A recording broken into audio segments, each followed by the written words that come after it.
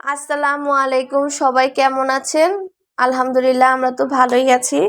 আজ বিকালে নাস্তার জন্য চিন্তা করলাম বাচ্চাদের কেননা চিকেন দিয়ে নুডলস আর ভেজিটেবল দিয়ে রান্না করে দেওয়া যাক। সবসময় আমি চিকেন দিয়েই রান্না করি, আজ একটু ডিফারেন্ট স্টাইলে রান্না করব, কারণ আজ ভেজিটেবল থাকবে সাথে কিছু। এই তো আমি চিকেনটাকে ভালো মতো মশলার সাথে মিক্সড করে নিয়েছিলাম। প্রথমে সয়া সস, ম্যাগি নুডলসের মশলা, আদা রসুন বাটা একসাথে দিয়ে চিকেনটাকে ভালো মতো আমি মিক্স করে তারপর ফ্রাই করে নিয়েছি। সাথে আমি কিছু আলু কুচি করে রেখেছিলাম। তো আমার মাথায় হঠাৎ খেয়াল আসলো আমার বাসায় বরবটি রয়েছে। তো আমি বরবটি সাথে একটা কেটে নিলাম, বেশি দিলাম না, কারণ বেশি দিলে এটা খেতে টেস্ট লাগবে না। এই তো এখন আমি এর মধ্যে পেঁয়াজ কেটে রেখেছিলাম, সেই পেঁয়াজটুকু দিয়ে দিলাম।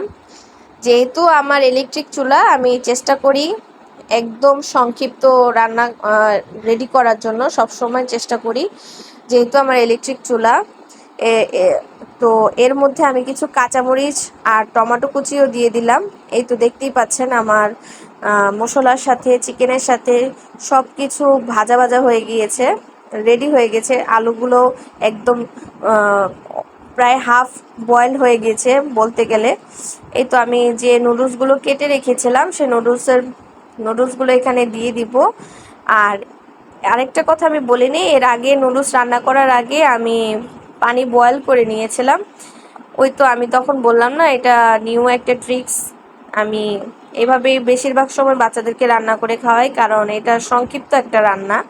আমার কাছে এইভাবেই ইজি মনে হয়, আর বাচ্চারাও খুব পছন্দ করে। তো আমি এখন গরম পানি অ্যাড করে এর মধ্যে soya sauce, tomato ketchup, Maggi নুডলসের যে মশলাটা ছিল সেটা সব কিছু আমি অ্যাড করে নাড়াচাড়া দিয়ে মিক্সড করে আমি কিছুক্ষণ ঢাকনা দিয়ে ঢেকে রাখবো। ঢাকনা তুলে যখন দেখলাম যে নুডলসটা অলরেডি বলক চলে এসে, তখন আমি আবার একটু নাড়াচাড়া করে মিক্সড করে দেব সব কিছু।